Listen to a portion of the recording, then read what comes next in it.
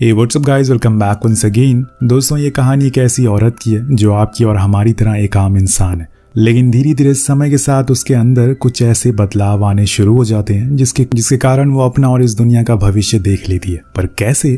कहानी शुरू होती है और यहाँ हम कुछ अजीब से दृश्य को देखते हैं, जैसे कि कोई औरत अपने बच्चे को लेकर गोल्फ कोर्स में भाग रही हो। दूसरी ओर क्लोवी शादी की ड्रेस में घबरा कर भाग रही है, लेकिन कुछ देर बाद उसके हाथों से बिजलियां निकलना शुरू हो जाती है। तभी अचानक ऊपर आसमान में हम पृथ्वी जैसा हूबहू एक और प्लैनेट देखते हैं, जो कि बस अब हमारी पृथ्वी से टकराने वाला है। पर यह सब क्लोवी को पहले से ही पता चल चुका है, इसलिए वो इस तरह से भाग रही है। लेकिन आखिर ये सब क्यों हो रहा है और कैसे हो रहा है, इसके लिए हम चलते हैं 1 महीने पहले, जहाँ हम क्लोवी और इसके हस्बैंड जॉन को देखते हैं। इनकी अभी अभी शादी हुई है, लेकिन ये अपने रिसेप्शन पर नहीं जा पा रहे क्योंकि इनकी कार एक गड्ढे में फंस गई है। जैसे तैसे करके ये शाम तक एक पैलेस में पहुंचते हैं, जो असल में क्लोवी की बहन नारा और उसके हस्बैंड विल का था। वो दोनों उनके देर से आने की वजह से काफी नाराज होते हैं क्योंकि सारे गेस्ट उनका अब सुबह से इंतजार कर रहे थे।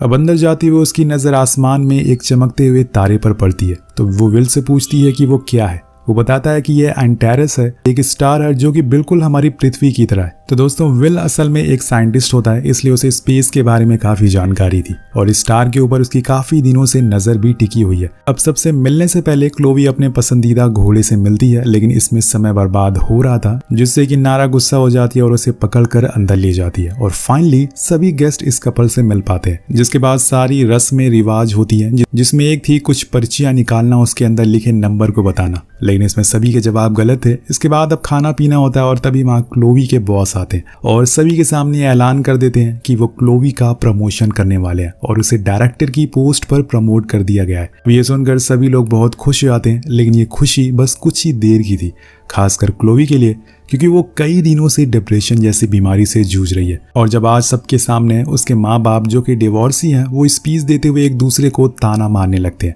और ये सारी चीजें देखकर क्लोवी की तबीयत और खराब हो जाती है। उसे समझ नहीं आ रहा था कि वो क्या करे, कहाँ जाए, यहाँ तक कि वो ये बात किसी को बता भी नहीं सकती क्योंकि उसकी कोई बात समझ नहीं पा रहा। लेकिन तभी नारा की नजर उस पर पड़ती है और वो समझ जाती है कि उसकी बहन परेशानी में है, इसलिए वो उसे लेकर रूम में आती है और कहती है कि मुझे पता है कि तुम्हारी तबीयत ठीक नहीं है, तुम्हें हमारे मॉम डैड की बातें सही नहीं लग रही है, इसलिए मैं तुम्हें लेकर यहाँ पर आई हूँ ताकि तुम वहाँ कोई बवाल ना मचा दो, क्योंकि यहाँ पे किसी को पता नहीं है कि तुम्हें डिप्रेशन जैसी बीमारी है। लेकिन क्लोवी सबको इग्नोर करके घर से बाहर चली जाती है और जाकर खड़ी हो जाती है। वो आसमान की तरफ देखती जा रही थी और फिर वापस पार्टी में आ जाती है और खुश दिखने की कोशिश करने लगती है, लेकिन यहाँ हम साफ साफ देख सकते हैं कि वो अंदर से टूटी हुई है। वो बस ये सब जानबूझकर करने की कोशिश कर रही है और यही कारण है कि वो इस पार्टी से बाहर निकलने की वजह ढूंढना शुरू कर देती है। और फिर उसकी नजर नारा के बेटे लियो पर पड़ती है, जिसे अब नींद आ रही थी, इसलिए वो उसे अपने रूम में ले जाती है और उसे सुला देती है और इस बहाने खुद भी सो जाती है। कुछ इस तरह से उसे थोड़ा आराम मिल जाता है। लेकिन जब पार्टी में ढूंढने के बाद भी नारा को क्लोवी कहीं दिखाई नहीं देती, वो परेशान होकर उसे ढूंढना शुरू करती है और अंत में जाकर उसे अपने बेटे के साथ पाती है।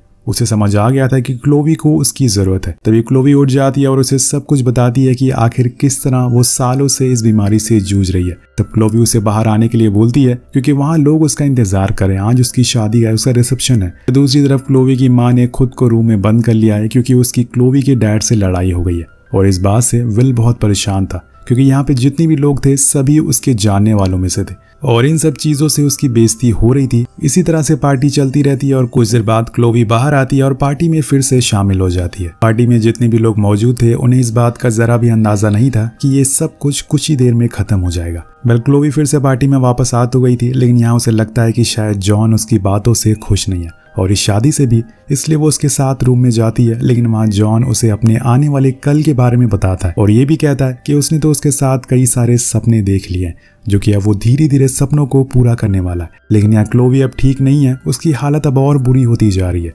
डिप्रेशन अब उसके दिमाग पर चढ़ गया है, जिस वजह से उसे अपने आसपास वाले लोग पर गुस्सा भी आता जा रहा है। इसी दौरान उसके बॉस अपने भांजे टिम को उसे दोस्ती करने के लिए भेज देते हैं और इस बात से क्लोवी को और ज्यादा गुस्सा आता है। वो हर समय उसके पीछे ही पड़ा रहता है।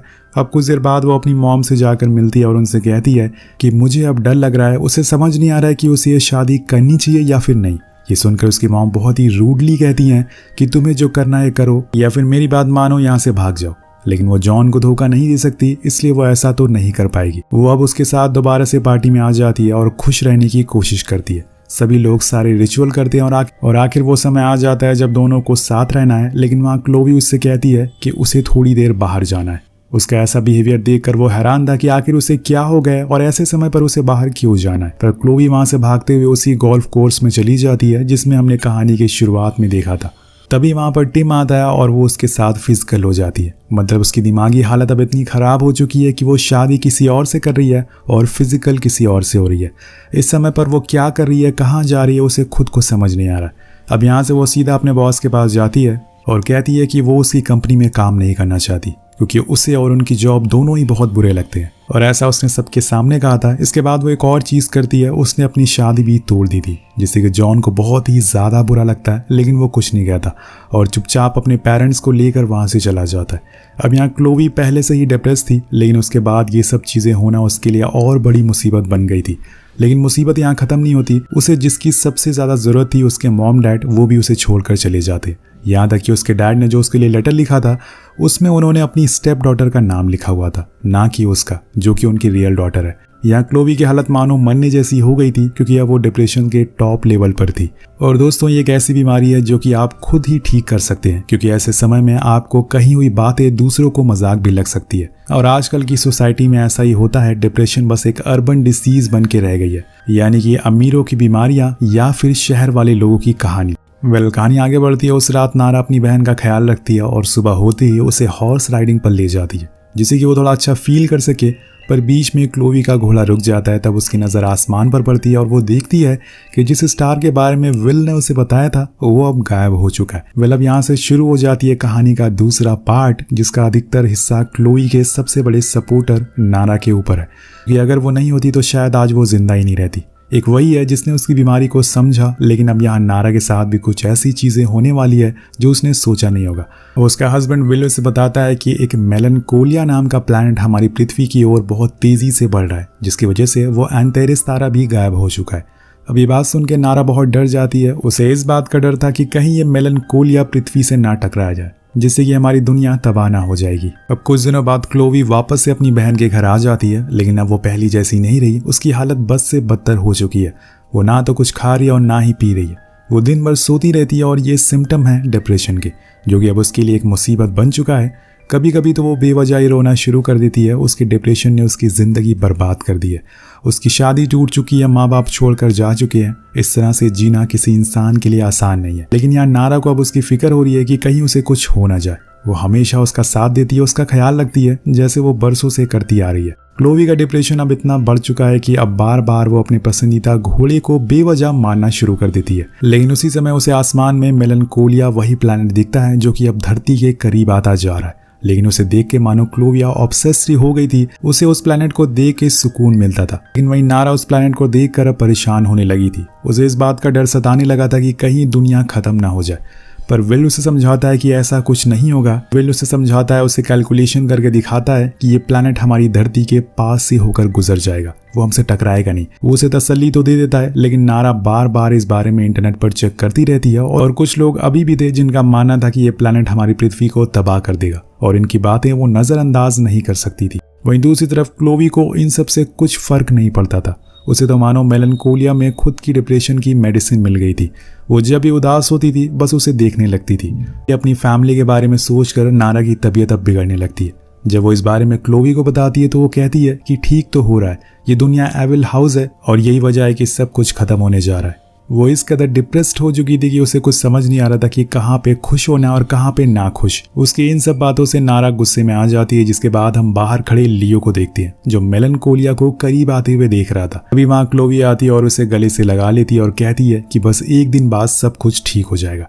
अब एक रात सभी बाहर बैठे होते हैं जहां विल उन्हें मेलनकोलिया का एक व्यू दिखाता है जो बहुत ही खूबसूरत था। लेकिन इसे देखकर नारा खुश नहीं बल्कि परेशान हो रही थी। विल उसे एक सर्कल टूल से उस स्टार का व्यू दिखाता है और उसे समझाता है कि 5 मिनट बाद इसे देखना ये और छोटा हो जाएगा। अब 5 मिनट बीतने के बाद वो उसे फिर से मेलनकोलिया को देखती है और अब सच में वो छोटा हो गया था। मतलब कि वो पृथ्वी से दूर जाता जा रहा था। और ये देखकर उसकी खुशियां वापस लौट आती है और उसे चैन की सांस आती है।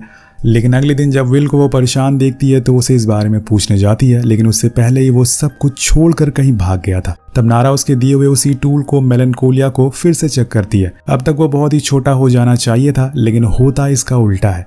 मेलनकोलिया दूर नहीं बल्कि धरती के धीरे धीरे करीब आ रहा था और थोड़ी ही देर में वो हमारी धरती से टकराने वाला था। और यही देखकर विल डर गया था, इसलिए सब कुछ छोड़कर भाग गया। लेकिन यहाँ सबसे पहले तो उसे विली को ढूंढना है। पल में जाती है जहाँ वो देखती है कि विल ने खुदकुशी कर लिया, मतलब अब बचने का कोई रास्ता नहीं है। वो इस चीज़ को बर्दाश्त नहीं कर पाया। उसने जो सब वादे किए थे वो सारे झूठे थे।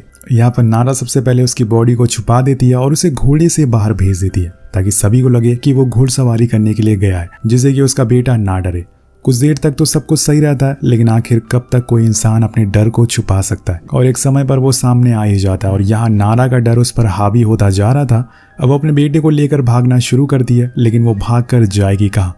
अब पृथ्वी पर कोई भी जगह सेफ नहीं है। और क्लोवी उसे रोकती है और कहती है कि इससे कोई फायदा नहीं है, तुम रहोगी तो पृथ्वी पर ही, इसे बाहर तो नहीं जा सकती। लेकिन वो कुछ नहीं सुनती और गाड़ी लेकर निकल जाती है। पर बीच में उसकी गाड़ी खराब हो जाती है और उसी समय मौसम भी बिगड़ जाता है। आसमान से पानी की जगह अब सूखे ओले गिरना शुरू हो जाते हैं, जो कि इस बात का संकेत है कि अंत अब करीब है। ये देखकर नारा वहीं बैठकर रोने लगती है और अपने बेटे को उठाकर वापस घर की तरफ भागती है। क्लोवी उसे समझाती है कि तुम जितना भी इसे भागोगी ये उतना तुम्हारा पीछा नहीं छोड़ेगा, इसलिए बेहतर है कि हम सब साथ रहें जब तक सब कुछ खत्म नहीं होता।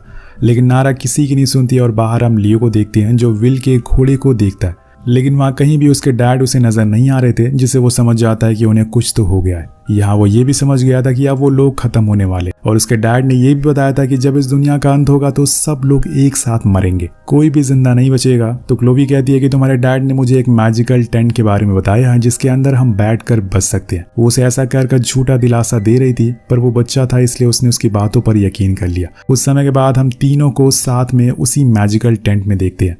नारा खुद के आंसू को रोक नहीं पा रही थी, लेकिन वहीं लियो को यकीन था कि वो बच जाएगा। क्लोवी बिल्कुल शांत थी, ऐसा लग रहा था कि उसे खुशी मिल रही है उस दुनिया को खत्म होते हुए देख। अब कुछ ही देर बाद मेलनकोलिया धरती से टकराता है और हमारी धरती के टुकड़े हो जाते हैं, जिससे कि सभी लोग मारे जाते हैं और यहीं पर कहानी खत्म हो जाती है। बेसिकली दोस्तों, ये कहानी हमें डिप्रेशन से जूझ रहे लोगों के बारे में बताती है कि आखिर कैसे वो हर दिन परेशानी, लाचारी और कमजोरी महसूस करते हैं, लेकिन आसपास कोई उनकी बातें समझ नहीं पाता। क्लोविया पिछले 1 साल से वैसा ही महसूस कर रही थी जैसे दुनिया खत्म होने की खबर सुनकर उसकी बहन ने महसूस किया।